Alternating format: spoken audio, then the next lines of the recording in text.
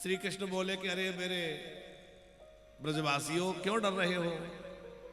अरे जिस गोवर्धन की हमने पूजा करी है वही हमारी रक्षा करेंगे। कैसे करेंगे? बोले चलो। सब ब्रजवासी गिरिराज जी के पास आए।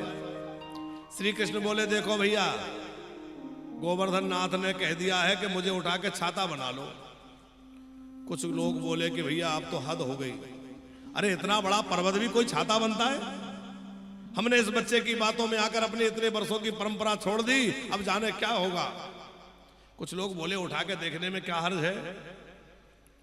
तो 7 कोस के गोवर्धन, अब तो गिरिराज जी छोटे हो गए, पहले तो बड़ा विशाल रूप था, धीरे धीरे छोटे हो रहे हैं, उनको श्राप लगा हुआ है छोटे होने का, तिल तिल करके घट रहे हैं। तो गिरिराज जी का बड़ा दिव्य स्वरूप और 7 वर्ष के कन्हैया, 7 कोस के गोवर्धन, और सहसा उठाकर श्री कृष्ण ने अपने बाएं हाथ की उंगली पे गोवर्धन को धारण कर लिया और भगवान गिरिराज धरण बन गए। बोल गिरिराज धरण की।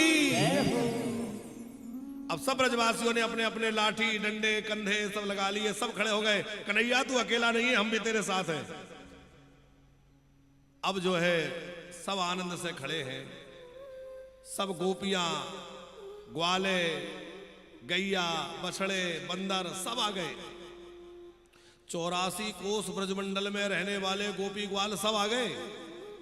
अब आप विचार करो कि गिरिराज जी तो 7 ही कोस के हैं, पर गिरिराज जी का भगवान की ऐसी कृपा भाई कि इतने गैया, लाखों लाख गैया थे, इतने ब्रजवासी सब नीचे आ गए। खूब बरसा भाई। अच्छा, हर ब्रजवासी को ऐसा लग रहा है, हर गोपी को ऐसा लग रहा है कि कन्हैया मुझे ही देख रहे हैं। सबको लग रहा है मेरी ओर देख रहे हैं।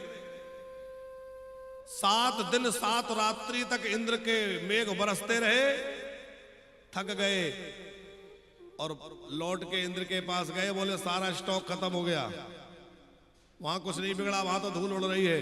इंद्र घबराया, ऐसा कैसे हो सकता है? इंद्र ने समझ लिया कि वो कोई और नहीं है, वो साक्षात परमात्मा है, ईश्वर है।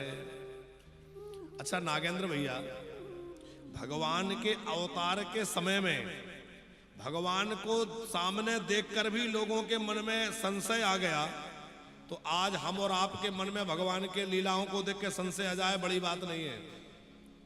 ब्रह्मा जी के मन में संदेह हुआ, इंद्र के मन में संदेह हुआ, सती जी के मन में संदेह हुआ। जब इतने बड़े बड़े महापुरुषों के मन में संदेह हो जाता है, लेकिन उस संदेह का निवारण कैसे हो? बोले उस संदेह का निवारण संत और सतगुरु के शरण में जाने से होगा। भगवान पे संदेह करने से बात नहीं बनेगी, संत सतगुरु का आश्रय लेना पड़ेगा। भगवान को समझने के लिए भक्ति की आंख चाहिए। बुद्धि से भगवान को नहीं जाना जा सकता।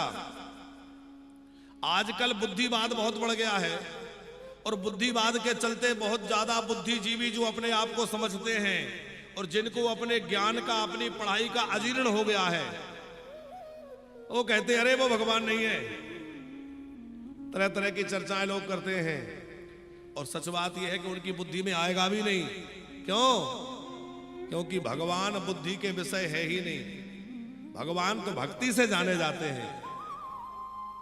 भगवान को जानने के लिए तो श्रद्धा चाहिए, गुरु कृपा चाहिए, संतों का संग चाहिए, सदग्रंथों का आश्रय चाहिए। जब तक कोई श्रद्धा पूर्वक सदगुरु का आश्रय लेकर के और ठीक ढंग से गुरु कृपा का पात्र ना बने, वो भगवान को नहीं जान सकता। अच्छा, भगवान को कौन जान सकता है और कैसे जान सकता है?